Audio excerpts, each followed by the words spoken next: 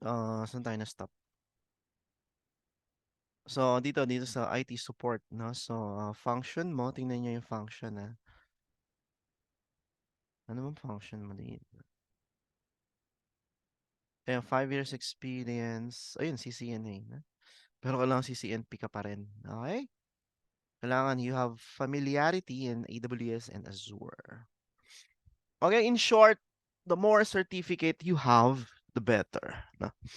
So, how will employer validate yung ano naman, certification mo?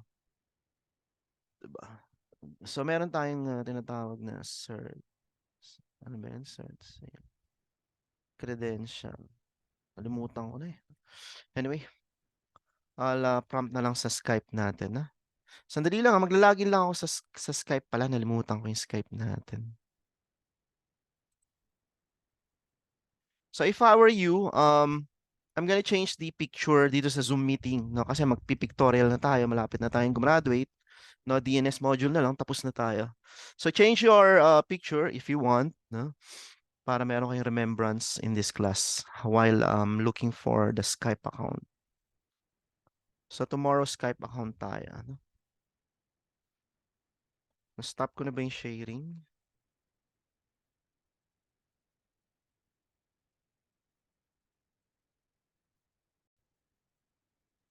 Yeah. Okay. Binato 112. Tama. Kasi same lang naman yan. Nasa database eh. I wanna verify who assigned the IP address. Dapat nag-failover 22, that 22. Ayun. Oh. Malinaw. It failover to that 22. Okay? Any question? Successful lahat ng demo natin successful. So in real life nangyayari to. Ngayon, for some reason nag-up na yung 1.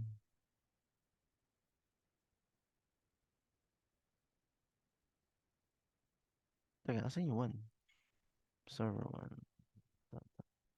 Nag-up na siya. Start na natin.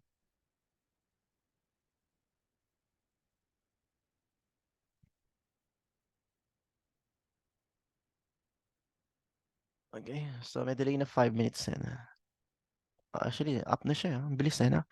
Na-detect niya na it's up and running. So ito yung switch over. It will switch back to the original server.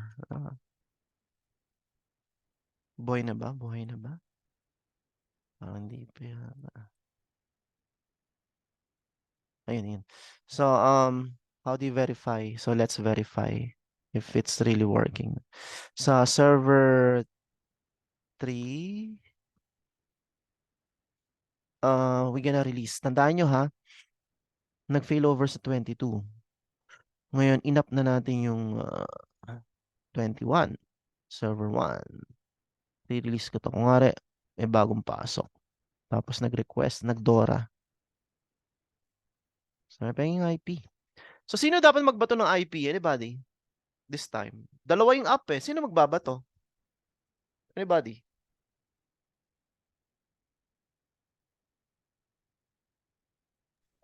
Hello? Server 1, sir. Server 1. Tama. Up na kasi siya eh. Nag-switch over na. Okay.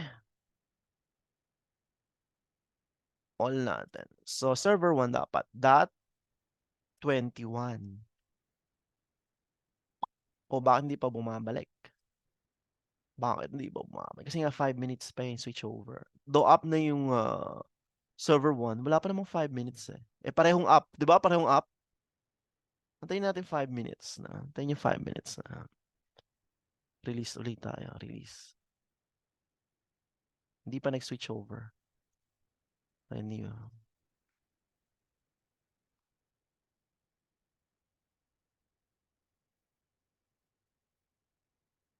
Ayun, parang nag-iisip na siya. Tumagal na eh. Sabi, pare, saan ba? Teka, nagsiswitch over pa lang ako eh, sabi ng DHCP. Nalito na yung nagre-request. Ayun. So, dapat to, ano na. .21 na to dapat. O bakit hindi pa? Wala pa atang 5 minutes nung nag-up. So, try natin uli yan mamaya. No? Tatry natin uli yan mamaya. Okay, so nag-troubleshoot na tayo. Another way to troubleshoot, ito pa. How do you verify kung sino nag-assign? May sariling system log to. So you have to do is go to C, Windows, and then System32. Andito yung pag-troubleshoot talaga, no? System32. And look for DHCP.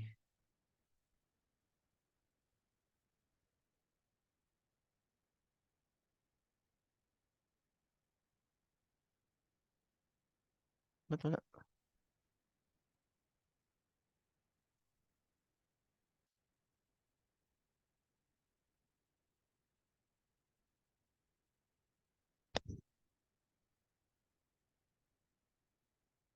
Teka, nasa server 3 ako. Sorry, na-confuse na ako. Server 1. Server 1. Sabi ko, ba't wala? Server 3 pala yun. So, go to Windows, System32.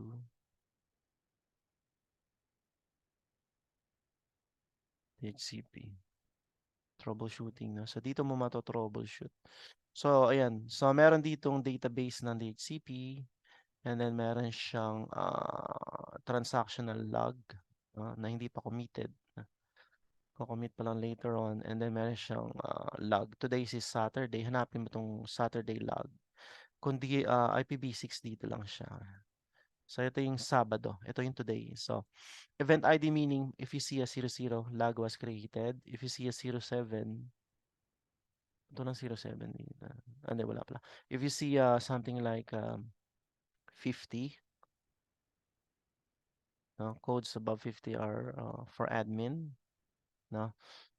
If you see something like 24, ibig sabihin IP address cleanup operation has begun. Okay?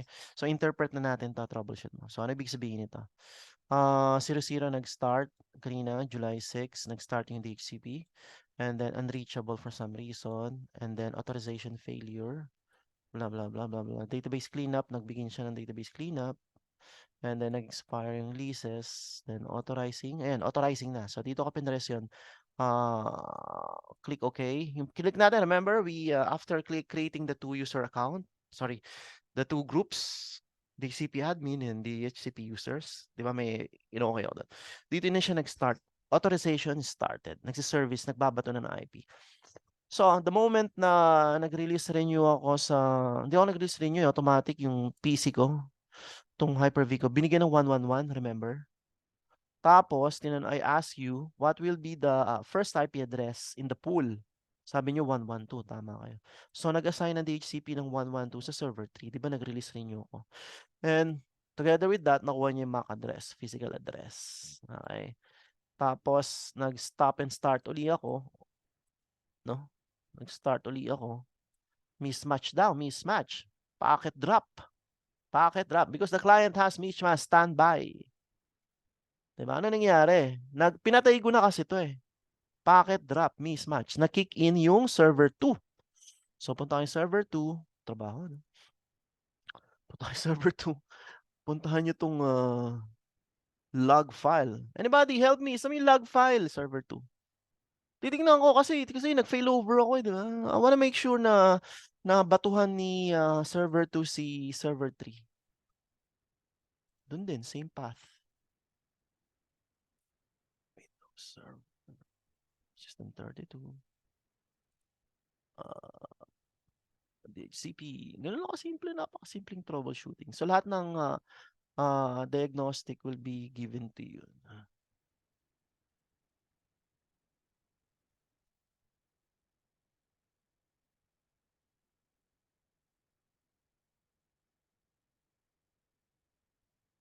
Wala, ba't walang, ito na naman kami. Ito na ako, wala na naman. Kaya baka maling server na naman itong sinisilip ko. Server 2, malinaw. Malinaw, server 2. Hindi ko makita yung log file. Imposibleng wala. Yan. So, Windows, then System32. Then DHCP, imposibleng wala ka niyan. Imposibleng wala. Ayun! Maliit lang pala. So look for Saturday log because today is Saturday. Basahin na natin. Interpret na natin. Okay, okay, okay. Nag-start siya. Nag-stop, stop, clean up. Nag-authorize the moment na nag-authorize siya.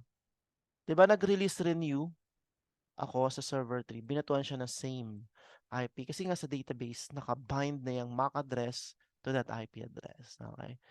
Nag-release, nag-assign, nag-release, nag-assign. Di ba kanina, release, renew, release, renew. So, this is the historical event. Makikita niyo dito, ano bang ginawa? Ay, ayun pala yung nag-release, renew, release, renew, release, renew. Okay. Meaning, working na yung database natin. Tapos, nag-stop na naman siya dito. Kasi nga, nag-switch over. Okay? So, that's how you read logs. No? So, dito, full information babato sa inyo dito. Okay, any question about DHCP? Hello? May tao pa ba? Tao po. Wala na yatang tao.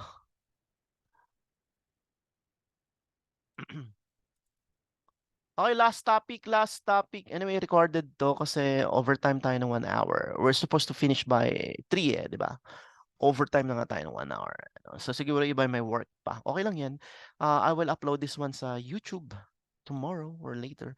And I will paste the link dito. No? Last topic. So ito na, last topic natin. DNS.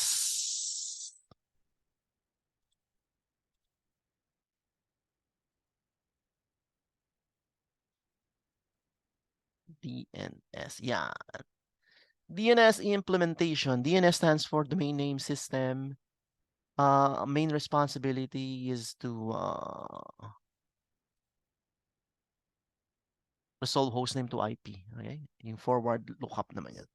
So DNS domain names are portion of DNS namespace. So meron siyang composition. Okay? DNS can be public, meaning anyone in the world can query yung domain, no? Pag pina-publicize mo. Like Google is a public DNS, no? You can ask anything sa Google, no? Meron naman private, like yung mga organization na hindi pwedeng i-broadcast sa labas, no? To resolve the server 1, server 2, server 3, yun. Private lang yun, no? Imagine maka-access sila dito, ma-access nila tong server 1, 2, delikado, diba? So yun ang private. To the organization. DNS servers respond to requests from DNS resolvers. So napakadaming DNS resolvers like Google, no? Pag tinype mo nslookup Google, nslookup 8.8 DNS resolvers or Google DNS DNS Google, okay? DNS Google nila yan. Pwede ba i-type dito? 8.8? Resolver lang to, wala naman tong website. Ano makikita mo? DNS Google, ayun, wala. DNS name, let's say, nexuscloud.its.com. So, sino to? So, we're querying kay DNS ni Google. Sabi niya, name, Nexus Cloud. Nexus Cloud, ito yung data. So, wala masyadong information. Kasi I set it to private. Okay? How about Facebook?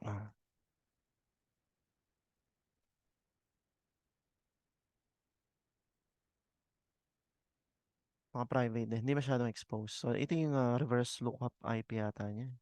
Ito yung tinype ko kanina, di ba? Ito yung DNS ng Philippines. Ayun, ito nga yan. Wala akong makita.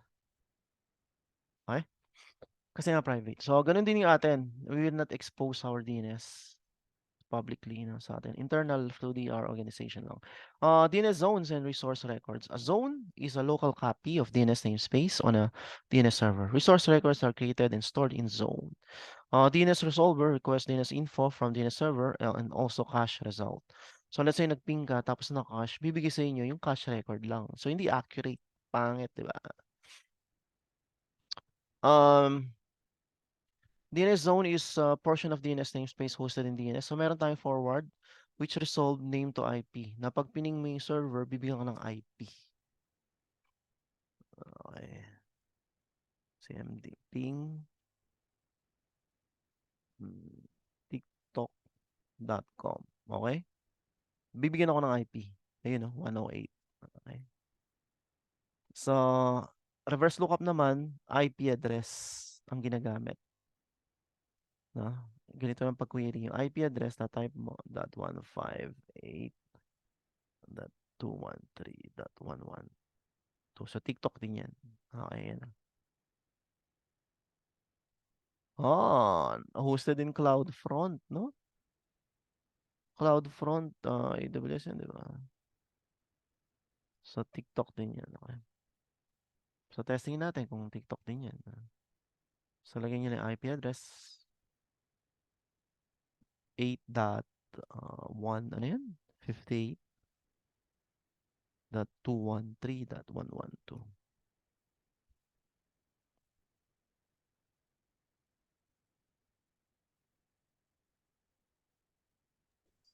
158, sir. Kaya pala ay gumana. Lead kasi ng laptop ko eh. Ayun, CloudFront. Okay. Hidden siya. So, hindi nila expose yung DNS resolver nila. We can connect it. Blah, blah, blah. Hindi na talaga. Ano yun eh, blah, blah, blah. Pero we found out CloudFront. AWS din niya. TikTok pala nasa AWS. Nasa cloud na yata lahat ngayon eh. Okay, so gawa na tayong DNS natin. So, in private DNS, ito yung tsura niya. Private lang gagawin natin. Wala tayong external. Sa server 1.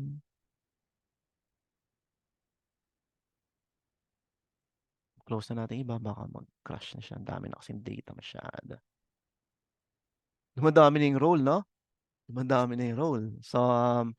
So may DNS dito. Ito yung DNS na excuse me. Yan. So that's the reason why you can ping server to IP. Na? Forward. Yan. So this is our domain. So server 1 to 21, 22, and server 3, 112. Kasi ginawa nating ano eh. Dynamic. Balik natin muna. Baka maloko yung server 3. Balik natin sa static. Okay? Balik natin sa static.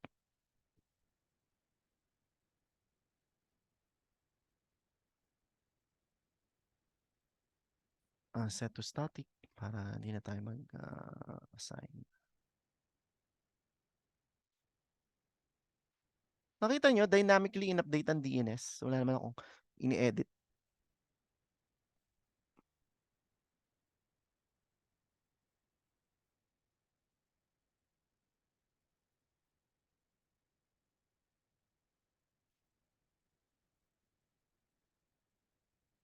Okay? Now, that will take time to propagate. 112 pa rin.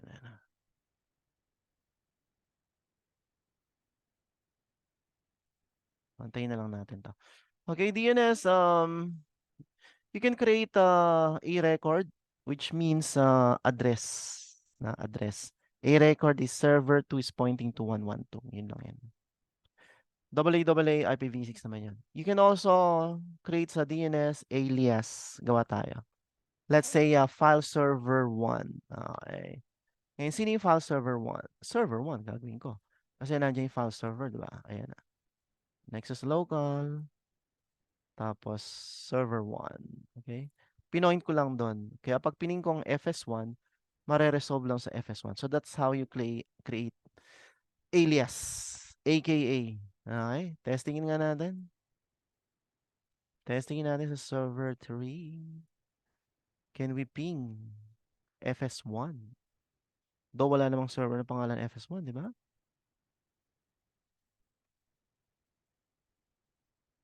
So, babatuhin tayo ng server 1.fs1.nexus.local. Kita nyo?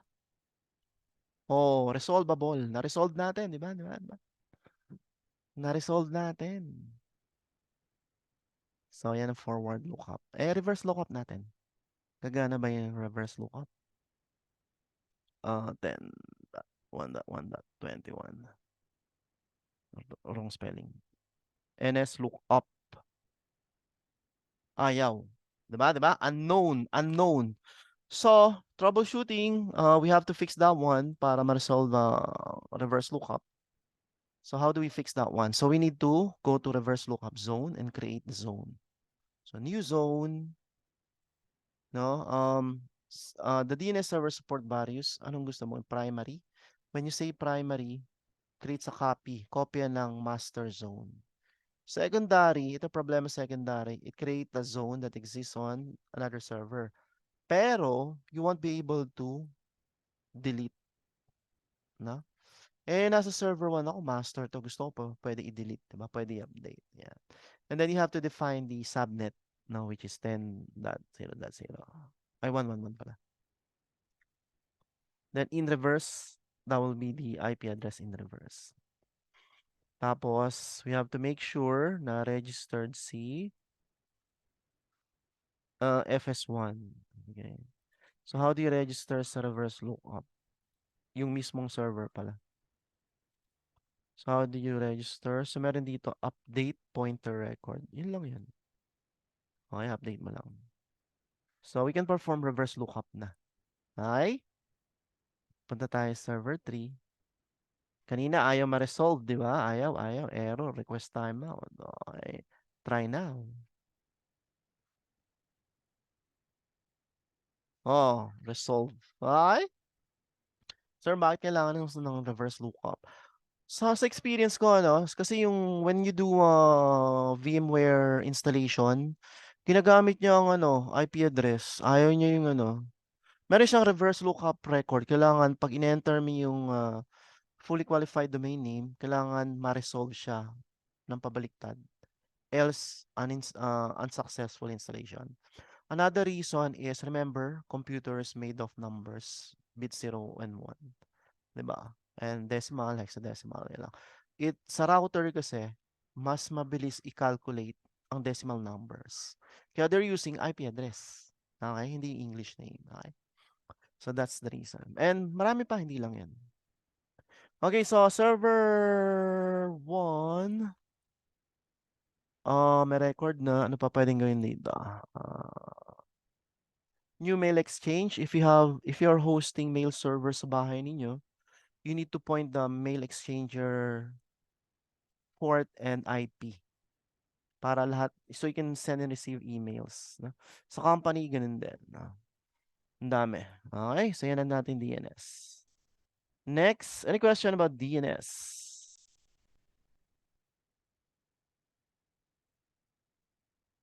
Wala tayo. Advanced DNS na tayo. Advanced failover.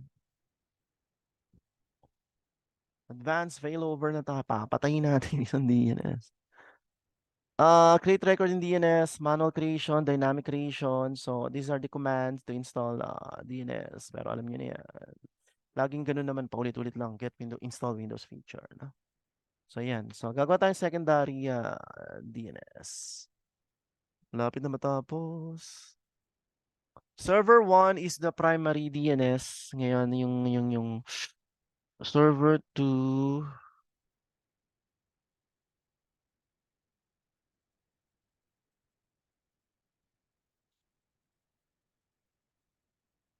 Say server 2. Yun. Dami, multiple window na kasi. So, wala itong DNS. So, same thing. We can install the DNS feature. So, kaya hindi ko in-install kanina. Ay, na-install na pala? Na-install na pala. So, call out na lang natin. Call out na lang natin yung DNS. Kasi when you install Active Directory, kailangan may DNS ka talaga. Ito na yun. Notice mo, naku, nag-propagate na. Popropagate ko sana. Nagkopyahan na sila eh. No, nagkopyahan na yan. Pero may reverse lookup ba? Wala. Gagawa uli ako ng reverse lookup. So, this is the secondary DNS. Secondary na to. Utilizing servicing 10.1 subnet. Okay. Yan. Hindi niya makontak. So, kontakin natin manually si master. Enter. Dapat kita agad yan. Ayan. Okay. So, meron na siyang reverse. Kilala na niya to. Kaya nga nag-sync up na eh. Okay. Failover. Punta na tayo sa server 1. So, server 1.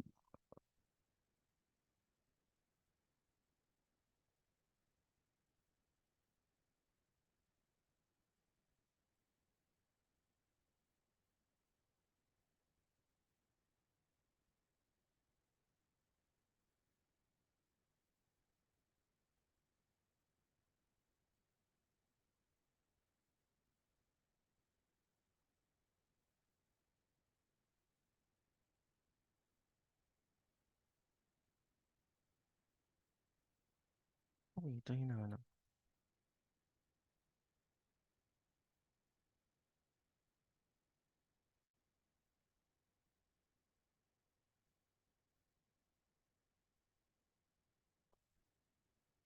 Okay, one demonstration uli. Gagawa ko ng host. New A. Server 4 naman. With IP address 10.1.1.24 this time. Add reverse lookup. Okay. Done. So, ayun yan, server 4. So, I will go to server 2.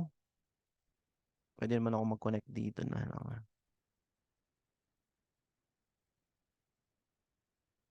So, that should be propagated, no? Server 2. So, forward. Dapat may server 4 dito. Later. Tingnan nyo, wala pa. Wala. Pero dito sa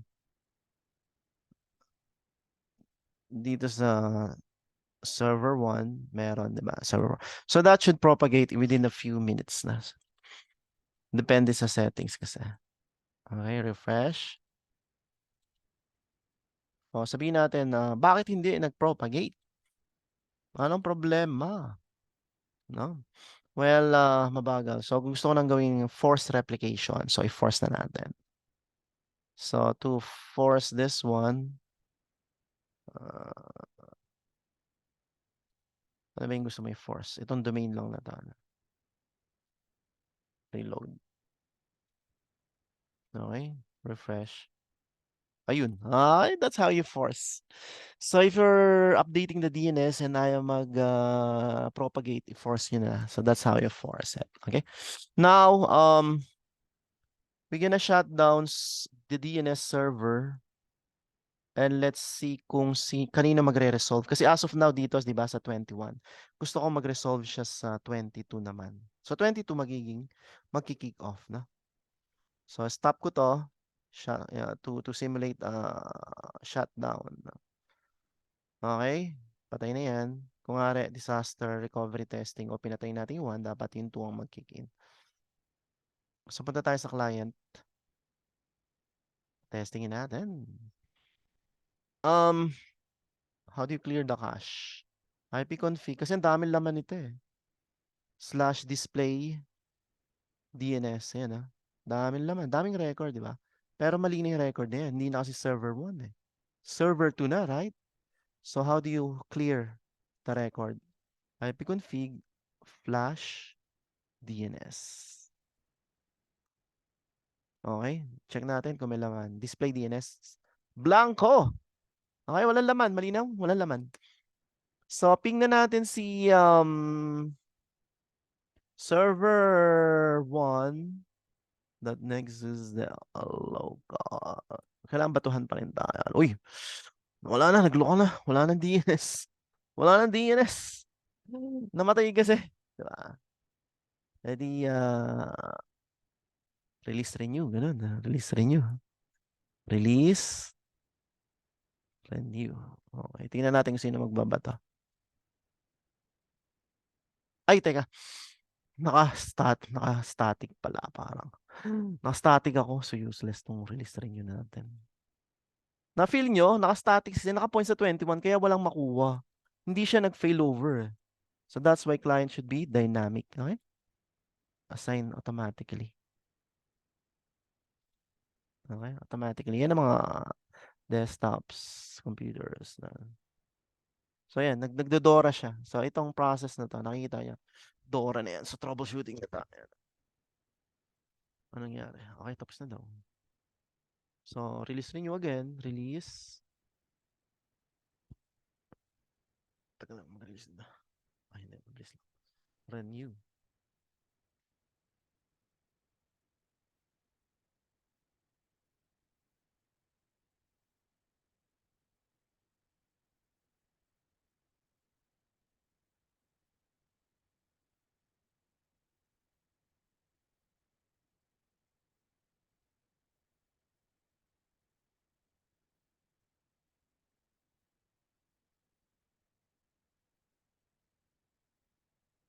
Okay, nag-renew. pero walang DNS. Tama. Ngayon, sino DNS na ginagamit ko? So, I'm gonna type all. Okay. Sino dapat? Sino dapat? Di ba patay na yung server 1? 22. Ayun. 22. Nandun pa rin. Naka-define pa rin doon. So, pag nag-query ako, let's say, server 2, gagana pa rin siya. Pero patay na yung primary DNS, ha? Oo, gumana. Gumana. Okay, okay. So, display natin laman ng DNS, IP, ito, troubleshooting, ipconfig/display DNS. Anong laman? Anong laman? Anong laman? Oh, di ba nag-ping ako? Ping server 2. Sino nag-serve sa akin ng DNS resolution? Ayan, no? Server 2 pining ko. Host record was found on .22. That means, nag-failover ang DNS sa server 2 successfully. Okay? Any question? Wala na. Tapos na tayo. Troubleshooting na yan. So, tapos na tayo. Tapos na tayo. Do you have any question about anything? If wala, so we successfully perform all the hands-on exercises via demonstration, no? So, na-demo ko lahat yan, no? Sa server 1, AD, folder direction, DHCP, client, FSRM, successful. Building of server 4 is just an option. Okay. So, may tanong po ba? Sino pa may tanong?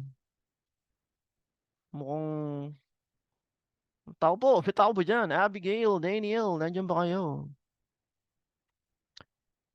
Okay, kung wala, we're gonna see each other tomorrow, 7 o'clock. I'm gonna post the YouTube channel. Anyway, alam niyo na yung YouTube channel, di ba? Nabigay ko na yan.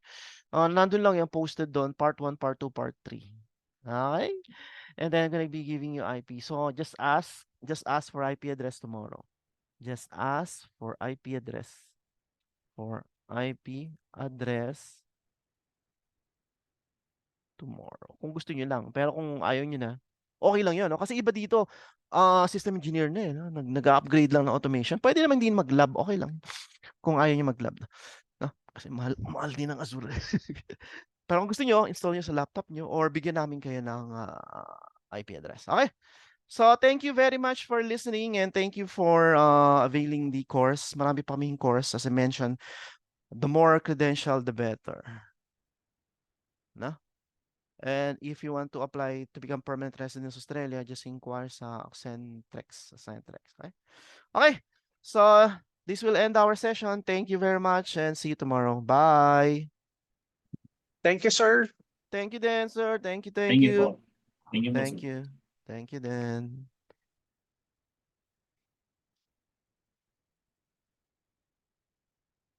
Ay, pictorial. Teka, wala akong pictorial. I-snagit ko lang, ha. Ay, nawala na iba. Teka, dyan pa ba? Screen cap ko lang. Ayun, may natira pa, may natira pa. Yan.